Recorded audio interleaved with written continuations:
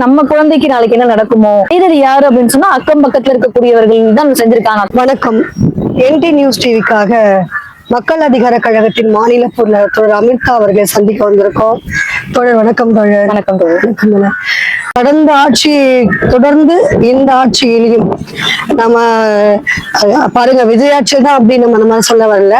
அந்த கண்ணியா சில சம்பவங்கள், கொலை கொள்ளை, இந்த கஞ்சா, பாலியல் குற்றங்கள் இதெல்லாம் தொடர்ச்சியா இருக்குது. இதை பத்தி உங்களோட ஒப்பீனியன் சொல்லுங்களேன்.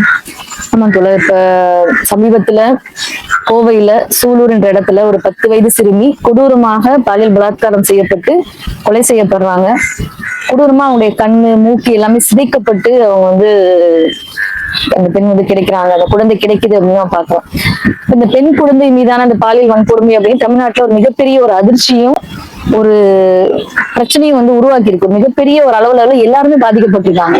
ஏன்னா நம்ம குழந்தைக்கு நாளைக்கு என்ன நடக்குமோ அப்படிங்கிற ஒரு அச்சத்துல ஒவ்வொருத்தரும் இருக்காங்க. ஏன்னா செய்தது யாரு அப்படின்னு சொன்னா அக்கம் பக்கத்துல இருக்கக்கூடியவர்கள் தான் செஞ்சிருக்காங்க. ஒரு பக்கத்து வீட்டுல இருக்கக்கூடிய நபர் தான் செஞ்சிருக்காருன்றப்ப இது யாருக்கு வேணா நடக்கலான்ற ஒரு அச்சத்தை யாரு அந்த 2 பேரும் உடனடியா கைது பண்ணி சிறையில் அடைச்சிட்டாங்க.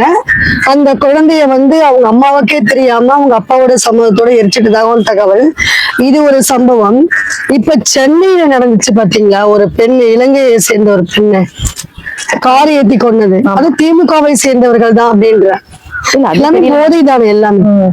அதாவது என்ன அப்படின்னு சொன்னா தொடர்ச்சியான குற்றங்கள், இப்ப இந்த 10 வயசு சிறுமி பாலியல் பலாத்காரம் செய்யப்பட்டதா இருக்கட்டும், வேளச்சேரியில 61 வயது மூதாட்டி ஒரு கொடூரமா அவங்களும் பாலியல் பலாத்காரம் உட்படுத்தப்பட்டிருக்காங்க. அப்போ ஒரு 10 வயது சிறுமியாக இருக்கட்டும், இந்த 61 வயது மூதாட்டியாக இருக்கட்டும், இப்படி பாலியல் வன்கொடுமைக்கு உள்ளாக்கப்படுவதும் நீங்க சொல்வது போல பல்வேறு குற்றங்கள் பெண்கள் மீது இன்னைக்கு கிடைக்கப்பட்டிருக்கு. இந்த சமீபத்துல இந்த குறிப்பிட்ட நாட்கள்ல பாத்தீங்க அப்படின்னு சொன்னா பல்வேறு குற்றங்கள். நீங்க திருச்சியில ஒரு கல்லூரியில ஒரு படிக்கக்கூடிய சக மாணவி இவர் 3rd இயர் படிக்கிறாங்க. ஃபர்ஸ்ட் இயர் மாணவியை ராகிங் பண்றாங்க. அவங்க போய் முதல்ல கம்ப்ளைண்ட் பண்றாங்க காலேஜ்ல. அதை அவங்க எடுத்துக்கல. திரும்ப போலீஸ்ல போய் கம்ப்ளைண்ட் பண்ணா நீ என்னெல்லாம் போலீஸ்ல கம்ப்ளைண்ட் பண்ணா சொல்லி 10 பசங்க அடிக்கிறாங்க. பாருங்க, ஃபர்ஸ்ட் இயர் காலேஜ் ஸ்டூடெண்ட் இப்படி அடிக்கிறது அப்படிங்கிறது இருக்கு இல்லையா, இது என்ன மாதிரியான கலாச்சாரம்? இப்படி அது மனநிலை பாருங்க. அந்த பசங்களுக்கு நாங்க என்ன வேணா பண்ணுவோம், நீ புகார் கொடுப்பியா அப்படிங்கிற மாதிரி ஒரு பயம் இல்ல. பயம் இல்ல. அப்ப தொடர்ச்சி அந்த பெண்கள் மீதான இந்த மாதிரியான அடக்குமுறைகள், பாலியல் வன்கொடுமைகளா இருக்கட்டும், இந்த மாதிரியான ஒரு வன்முறையாக இருக்கட்டும், இது தொடர்ச்சியா நீங்க சொல்றது போல இந்த ஆட்சின்னு சொல்ல முடியாது, தொடர்ச்சியா நடந்துகிட்டு இருக்கு. இப்ப இதற்கான காரண காரியங்கள் என்னன்னு பார்த்து அதை இன்னைக்கு முற்றிலுமாக ஒழிக்க வேண்டிய கடமை இன்னைக்கு தமிழ்நாட்டில் இருக்கக்கூடிய ஒவ்வொருத்தருக்கும் இருக்குன்னு நாங்க பாக்குறோம். ஆமா, இதற்கான அடிப்படை என்ன? நாங்க மக்கள் அதிகார கழகம் தொடர்ச்சியா அதை நாங்க வலியுறுத்திட்டு இருக்கோம். இப்ப கடந்த ஆண்டுல கூட பாத்தீங்கன்னா பெண்கள் மீது நடக்கக்கூடிய பாலியல் வன்கொடுமைக்கு ஒரு இயக்கம் எடுத்து தமிழ்நாடு முழுக்க பல்வேறு ஆயிரக்கணக்கான பிரசுரங்கள் போட்டு போராட்டங்களையும் திருமணி கூட்டங்களையும் நடத்தணும். அதுல நாங்க வலியுறுத்திய வச்ச முக்கியமான கோரிக்கை என்னன்னு சொன்னா ஆபாச திரைப்படங்களை தடை செய்யணும் அப்படிங்கறது முக்கியமான ஒரு கோரிக்கையா முன் வச்சோம். போதை கலாச்சாரத்தை ஒழிக்கணும். சாராயமா இருக்கட்டும், கஞ்சாவா இருக்கட்டும், இருக்கக்கூடிய பல்வேறு வகையான போதைகளை ஒழிக்கணும் அப்படிங்கறத நம்ம முன்வைக்கிறோம். இந்த போதை கலாச்சாரம் எடுத்துக்கும் போது இது ஒரு சிஸ்டமைஸா நடக்குது தோழு. நீங்க பாத்தீங்க அப்படின்னு சொன்னா இந்த ஆட்சி அந்த ஆட்சின்னு இல்ல, இந்த போலீஸே துணை போறாங்க அப்படிங்கிறது தான் உண்மையான ஒரு விஷயமா இருக்கு. மேல இருந்து கீழே வரைக்கும் இந்த கட்டமைப்பு கூடிய எல்லா மாவட்டம் எல்லாமே நீங்க லஞ்சம் வாங்கிட்டு தான் இன்னைக்கு போதை, நீங்க இல்லைன்னா போதை இந்த அளவுக்கு இன்னைக்கு அங்க பிடிச்சோன்றதெல்லாம் கணக்காட்டுறாங்க. இப்ப என்ன அப்படின்னு சொன்னா போலீஸுக்கு தெரியாம நடக்காது தோழு. நீங்க யோசிச்சு பாருங்க, ஒரு ஆர்ப்பாட்டம் பண்றோம், ஒரு போராட்டம் பண்றோம் அப்படின்னு சொன்னா ஐஎஸ் போன் பண்றாங்க. போன் பண்ணி நாம எங்க போறோம், எங்க வரோம், எத்தனை பேர் கலந்துக்கிறாங்க, இப்படி கண்காணிக்கக்கூடிய, அதாவது மக்களுக்காக போராடக்கூடியவர்களை நீங்க இந்த அளவுக்கு கண்காணிக்கிறீங்க இல்லைங்களா? அப்ப இந்த அளவுக்கு நீங்க கண்காணிச்சு அவங்க நெருக்கடி கொடுக்கக்கூடிய நீங்க இந்த சமூகத்துக்கு அச்சுறுத்தலாக இருக்கக்கூடிய இந்த சமூக விரோதிகளை நீங்க எந்த அளவுக்கு கண்காணிக்கிறீங்க? நீங்க எத்தனை பேர் இந்த மாதிரி குற்ற பின்னணி கொண்டவர்கள் சமூகத்துல சுத்திக்கிட்டு இருக்காங்க. நீங்க பாத்தீங்கன்னா கோவையில இந்த 10 வயது சிறுமி பாதிக்கப்பட்டாங்க இல்லையா, அதுல 3 கிலோமீட்டர் தள்ளி தான் அந்த ஏர்போர்ட்ல ஒரு பெண் பாதிக்கப்பட்டாங்க. ஏற்கனவே நடந்த சம்பவம் பாத்தீங்கன்னா அங்கதான் நடந்தது. அவங்க எல்லாம் யாருன்னு சொன்னா குற்ற பின்னணி கொண்டவர்கள் தான். ஆமா, அவங்க அவங்களை பற்றி எல்லாம் கண்காணிப்பு என்ன? அவர்கள்லாம் போதையில தான் செய்யறாங்க. 61 வயசு மூதாட்டியை பாலியல் பலாத்காரம் செய்தவர்கள் போதையில தான் இருந்திருக்காங்க. அப்ப இந்த போதை கலாச்சாரம் என்பது தமிழ்நாட்டினுடைய ஒரு சாபக்கேடா இருக்கு. விளாத்திக்குளம் கேஸ் அவன் அக்யூஸ்ட் தானே. ஆமா, தர்மமுனீஸ்வரன் அக்யூஸ்ட். ஆமா, நீங்க பாத்தீங்கன்னு சொன்னா மொத்தமா தமிழ்நாட்டுல நாங்க இந்த சாராயத்தை எதிர்த்து சாராய கடைகளை மூட வேண்டும், மூடு டாஸ்மார்க்கே நாங்க இயக்கம் எடுத்து எடுத்தப்ப தமிழ்நாட்டில் மூளை முடுக்குகள்லாம் நாங்க வந்து போய் பார்த்தோம். நீங்க ஒரு குடும்பத்துல கூட சாராயத்தினால இல்ல சாவுகள் இல்லாத குடும்பங்கள் எழுதுள்ள கிராமப்புறங்கள்ல, நீங்க கிராமப்புறங்கள் இருக்கக்கூடிய வீடுகள்ல பெண்கள் தான் உழைக்கக்கூடிய நபர்களா இருக்காங்க. ஆண்கள் பாத்தீங்கன்னு சொன்னா தான் வாங்கக்கூடிய சம்பளத்துல அப்படியே மொத்தமா குடிச்சிட்டு திரும்ப காசை கொடுத்துட்டு அந்த காசையும் பிடுங்குறாங்க. விவசாயிகளா இருக்கட்டும், எல்லா பின்னணி கொண்டவர்களும் குடும்பத்தை இன்னைக்கு பாத்தீங்கன்னு சொன்னா பெண்கள் தான் பாதுகாக்கக்கூடியவங்களா இருக்கிறாங்க. சாராயம் அப்படிங்கிறது வந்து இன்னைக்கு அந்த அளவுக்கு தமிழ்நாட்டில் மிகப்பெரிய ஒரு சாபக்கேடா இருக்கு. மது போதை கலாச்சாரம் அப்படிங்கிறது. அப்ப இன்னைக்கு ஒரு 30 வயசுல 35 வயசுல தன் உயிரை விடக்கூடியவர்களா வந்து இன்னைக்கு வந்து அத்தனை குடும்பங்கள்ல விதவைகள் எத்தனை பேர் இருக்காங்க. குடியினால வந்து இன்னைக்கு எத்தனை விதவைகளா மாற்றப்பட்டிருக்காங்க. எத்தனை குடும்பங்கள்ல இன்னைக்கு பிரச்சனைகள் இருக்கு. இன்னைக்கு நடக்கக்கூடிய பல்வேறு குற்றங்களுக்கும் இந்த போதைன்றது ஒரு மிகப்பெரிய காரணமா இருக்கு. அப்ப இந்த போதையை ஒழிச்சிங்கன்னா கண்டிப்பா கணிசமா குற்றங்களை குறைக்க முடியும். ஆனால் இது என்ன நடக்குது? இப்ப நீங்க வந்து விஜய் வந்ததுக்கு பிறகு கூட அவர் வந்து இன்னைக்கு 771 கடைகளா 17 கடைகளோ வந்து சாத்துதா சொல்றாங்க. ஆனா அதுலயும் வந்து 17 கடைகள் ஏதோ சொல்றாங்க. 700 சொச்சம் கடைகள் மூடதான் சொல்றாங்க போல. இப்ப வந்து அவரு தமிழக வாழ்வுரிமை கட்சியுடைய அவர் சொல்லியிருக்காரு, இல்ல அது மூடல, 400 சொச்சம் கடைகள் தான் மூடிருக்கதா சொல்றாங்க. அதை பற்றிய பிரச்சனைகள் இருக்கு. இந்த பக்கம் கடை ஒரு அறிக்கை விடணும்னு சொல்லிட்டு கூட சொல்லியிருக்காரு. அறிக்கை விடணும், எங்கெல்லாம் எந்த கடைகள்லாம் எந்த நம்பர்ல மூடிருக்கீங்கன்னு சொல்லணும்னு சொல்றாங்க. நாம் சொல்வது இந்த குறிப்பிட்ட கடைகள் இல்ல, ஒட்டுமொத்தமாக எல்லா கடைகளும் மூடப்படணும். இதுல இன்னொரு தகவலும் இருக்கு. சட்டமன்றத்துல சௌமியா அன்புமணி என்ன சொல்றாங்கன்னா, மதுக்கடைகள்லாம் மூடணும், இதெல்லாம் பயமா இருக்கு, மதுவே இல்லாத ஒரு மாநிலமா தமிழ்நாடு இருக்கும்னு ஆசைப்படுறேன்னு சொன்னாங்க இல்லையா. அவங்க தருமபுரியில பாமகவை சேர்ந்த ஒரு நிர்வாகி தான் மதுக்கடையை நடத்திட்டு இருக்கிறார் தகவல். எல்லா சந்து கடைகள்லாம் அவர் தான் சப்ளை பண்றதாகவும் சொன்னாங்க. தகவல் தான். ஆமா ஆமா, எல்லாமே இருக்கு சொல்ல. தமிழ்நாட்டுல இது ஒரு சாபக்கேடு தான் நம்ம பாக்குறோம்.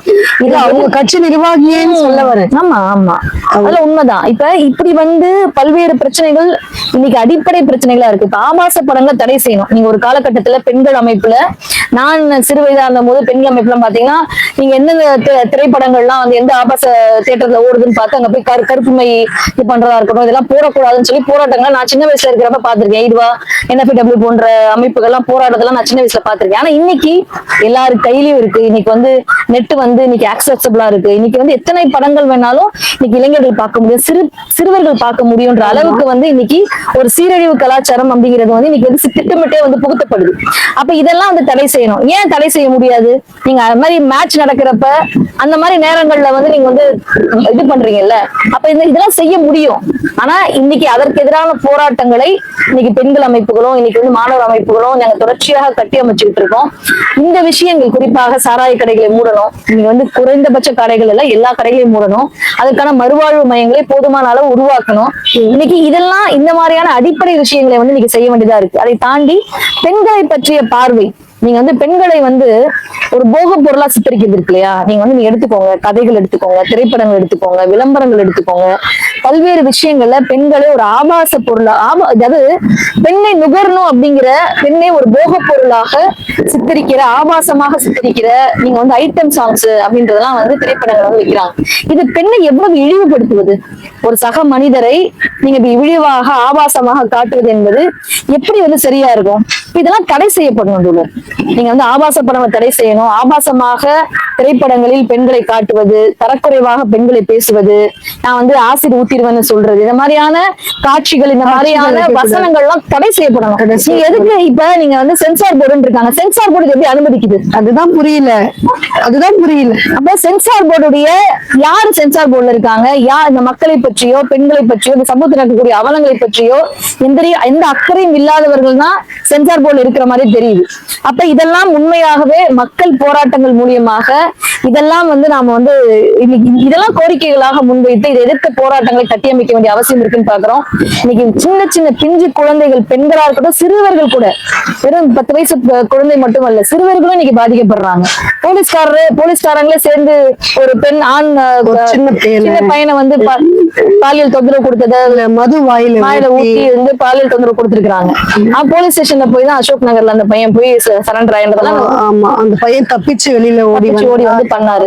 அப்ப சிறுவர்களுக்கும் இந்த மாதிரியான தொந்தரவுகள் வந்து இருக்கு. அப்ப ஏன் அப்படின்னு சொன்னா இந்த சிறுவர்கள் சிறுமியர்கள்லாம் ஈஸியான டார்கெட்டா இருக்காங்க சொல்லு. ஒரு வயது வந்த ஒரு பெண்ணையோ அவங்கள வந்து சீன்றதுன்றதை காட்டிலும் ஒரு சிறுவர்கள் சிறுமியர்கள் அவங்களுக்கு வந்து ஈஸியா அவங்க வந்து நீ ஒரு சாக்லேட் கொடுத்து கூட்டிட்டு போயிட முடியும், எதிர்ப்பு வந்து அவங்களால காட்ட முடியாது, பலவீனமானவர்கள். அப்ப இந்த குற்றங்களை பற்றி பேசும்போது கூடுதல் என்ன சொல்றாங்கன்னா இந்த குற்றங்களை இழைக்கக்கூடியவர்கள் யாரா வேணா இருக்கலாம்ன்ற ஒரு கொடூரம் இருக்கு. இவரா இருக்கலாமா இவங்களா இருக்கலாமான்றத நீங்க கணிக்கவே முடியாத அந்த அளவுக்கான ஒரு அபாயமான சூழல்ல வந்து இன்னைக்கு சமூகம் இருக்கு. தமிழ்நாடும் அது அபாயமான சூழல் இருக்குன்னு நம்ம பாக்குறோம். இந்த உளவியல் ரீதியாக நீங்க ஜஸ்வந்த் யாரு நீங்க பாத்திருப்பீங்க, ஒரு 3 வயது குழந்தையை இவ்வளவு கொடூரமாக பாலியல் பலாத்காரம் பண்ணி கொலை செய்து ஒரு தாயையும் ஆமா வெளியே வந்து தாயையும் வந்து கொல்றாரு. சிறைக்கு போயிட்டு வெளியில வந்து அவங்க அம்மாவையும் அவர் கொண்டுடுறாரு. இப்ப வந்து சுப்ரீம் கோர்ட்னால வந்து அவர் வந்து சுத்திட்டு இருக்காரு. நீங்க அவரை பாத்தீங்கன்னா இது ஒரு குற்றம் இழைக்கிறது நீங்க சொல்லவே முடியாது. ஆமா, ஒரு நல்லா படிச்சா ரொம்ப டீசென்டா பாக்குற மாதிரி இருக்கு. படித்த பையனை போல பிஏ படித்த பையன் அவரு. அப்புறம் ஒரு மேல்தட்டுல இருக்கிறாரு. இப்பெல்லாம் செய்வான்னு நீங்க எதிர்பார்க்கவே மாட்டீங்க.